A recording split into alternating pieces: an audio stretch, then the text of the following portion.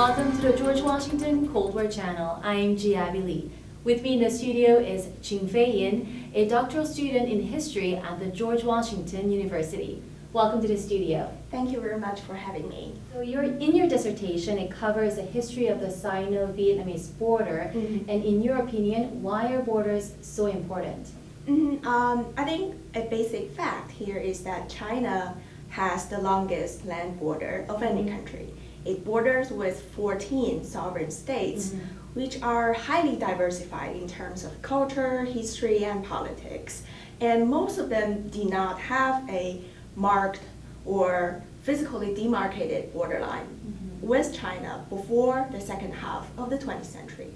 So in nature, border demarcation and dealing with potential border disputes are essential parts of China's foreign policy or foreign relations.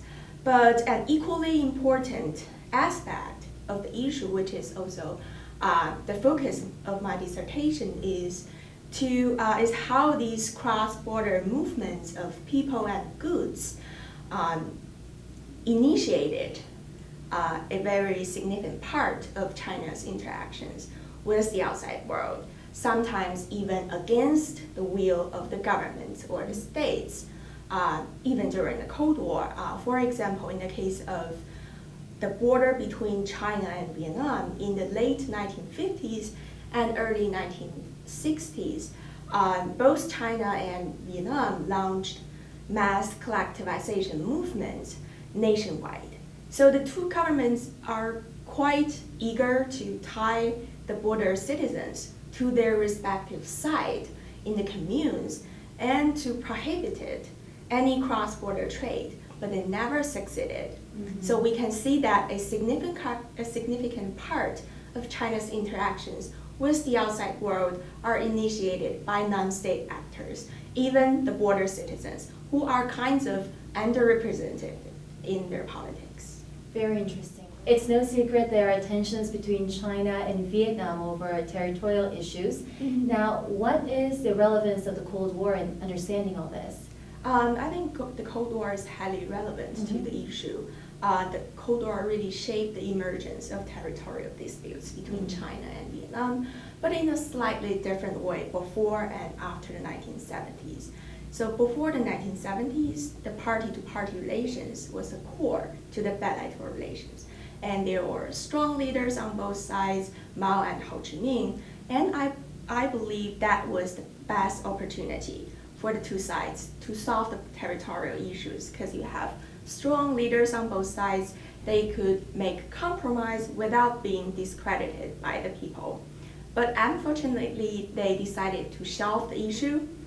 But after the 1970s, there were rising nationalism on both sides. So after Vietnam achieved unification in the 1975, the state found anti-Chinese nationalism a very good tool to forge national unity and mobilize support for the new states. And in China, there was rising nationalism as a result of reform and opening up. So the rise of territorial disputes between these two countries kind of coincided and intertwined with the rise of nationalism in these two countries, which made territorial disputes a highly sensitive issue in both countries. So no leaders on either side dare to make compromise on the issue. I think that's the relevance of Cold War. As you know, in 1979, China and Vietnam went into war. And what do you think are the chances of the two countries being involved in military conflict again? I think historians are terrible at predicting the future, but I'd like to say that the chances are rather low because the international power structure in East Asia has changed significantly from the end of the Cold War.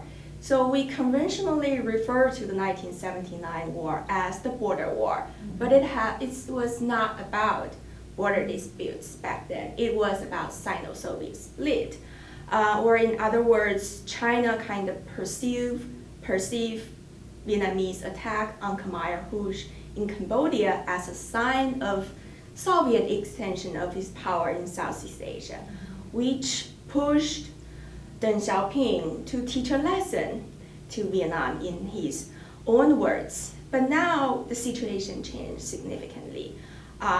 Obviously, China and the United States are competing for influence in East Asia or South China Sea. But no Southeast Asian countries, including Vietnam, want to openly take side and to be used by one great power to oppose another great power.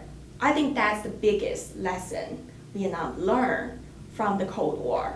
So if there was a military conflict between China and Vietnam, Vietnam would be pushed to that awkward situation of being sacrificed for great power politics.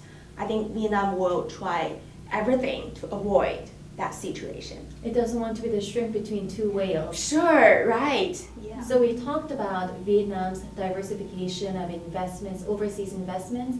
Now, in your opinion, how important is Vietnam to China when it comes to trade? I think in the words of Bradley Womack, a political scientist, there's a asymmetrical relations between China and Vietnam. So China is always more important to Vietnam than Vietnam to China. So that's the reality the two sides have to deal with.